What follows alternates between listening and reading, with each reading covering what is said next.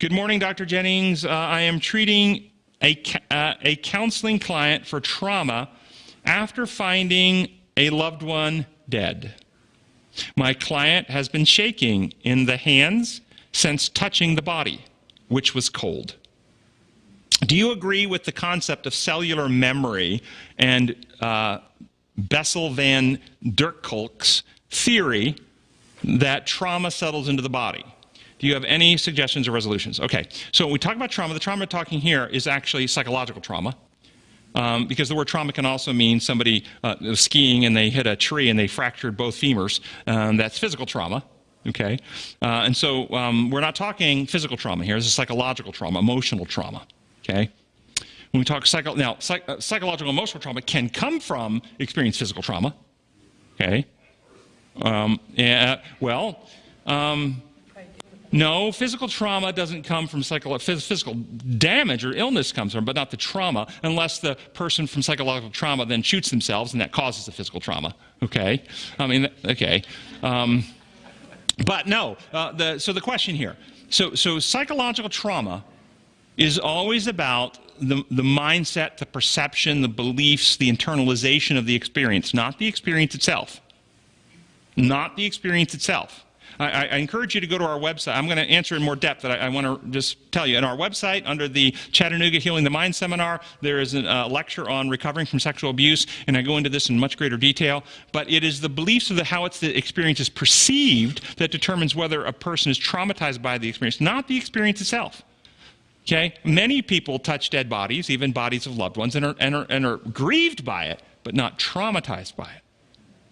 So there's something in this individual's belief system about the meaning of that event, not the event itself. And that meaning could be the actual touching of the body in some superstitious way. They could have a belief about, oh no, I touched a body, and the Bible says don't touch dead bodies, you're unclean for so long. They can have some type of traumatizing belief about it. They could have, it could be related to not the actual touching of the body. The touching of the body becomes a psychological focal point for the real issue, which is the loss of who that loved one was to them. And that loss of that loved one is scary, frightening, overwhelming. They don't know how to function with that person, and it's terrifying for them. And rather than dealing with that, they focus on the coldness, and the touching, and the hands become a place for the symptoms to be kind of projected into, and they get physiological symptoms and all so forth. So I'm telling you, the primary problem with this person is mental, perceptual, belief, understanding.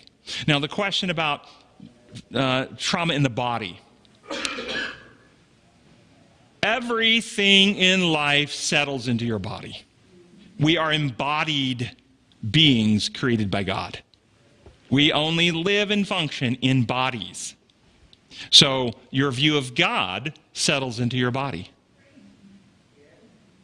Your marriage settles into your body. Have you known people who were in dysfunctional marriages and they had all types of pain, health, and sickness problems, and they got out of the dysfunctional marriage and their bodies got better? Have you ever known? I've known many like this. Of course, it's what I do, but I know many. Okay? Foods that you eat, of course, settle into your body. But traumas that are unresolved settle into your body, and this is from a variety of reasons. Neural pathways that fire over and over again become stronger, and if we're firing ruminating, negative, worried pathways, we build those. Just in the same way, if you begin practicing an instrument and you play 8 hours a day or whatever activity you're doing, we can see neural changes. You will build neural pathways for that. That's what your brain does. Epigenetically, we alter ourselves. We turn genes on, we turn genes off. Trauma victims, especially those who don't resolve their trauma, have hundreds, if not thousands, of genes altered in certain ways, different from people who've never been through trauma. Particularly, pro-inflammatory genes go up. We have more inflammation. Anti-inflammatory genes get turned off. We have more vulnerability to mental health problems and depression. We lose neurotrophins. We have less resilience in dealing with life. We have more illnesses physically, inflammatory illnesses, cancers, heart attacks, strokes, obesity. All kinds of things happen because the trauma not resolved epigenetically changes the genes in the body. That settles into your body, yes. But understand this, the solution for this is not bodily. Be very clear. So there are a bunch of perverse therapies out there that try to resolve trauma through bodily interventions. And I don't mean medication. Medication can have a place to settle some of the symptomology, but it will not resolve. The trauma stuff has to be resolved by the belief and the experience of what happened and how one perceives it, and when one thinks about it, what neural circuits we fire after the trauma. But there are therapies out there where they will take an adult your age who's been traumatized, and the therapist will have you come sit on their lap and rock you and have you suck their thumb. And this is abuse. This is perverse. There are therapies out there, but this is supposedly bodily stuff to be held and to be, okay, they can be held by a loved one, not by their therapist. Okay? So I'm just saying, yes, it's bodily, but some bodily interventions that people try to promote because the body is responding in some of these ways is actually harmful. Get a pet. They can hold their pet, okay, and comforted by the pet. But anyway, I think that's enough on that.